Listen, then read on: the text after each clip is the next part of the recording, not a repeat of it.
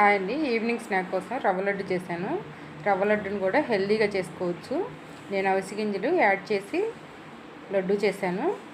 అవిసె గింజల రవ్వ లడ్డు చేశాను. చాలా బాగుంది, చాలా టేస్టీగా కూడా ఉంది. హెల్దీ కూడా.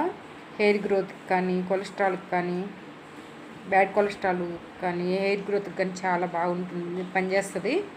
చాలా హెల్దీ అనమాట. రోజుకి ఒక లడ్డు తింటే చాలు, హెయిర్ ఫాల్ కంట్రోల్ అవుతుంది, హెయిర్ గ్రోత్ బాగుంటుంది, బ్యాడ్ కొలెస్ట్రాల్ ఉంటే కరిగిపోతుంది.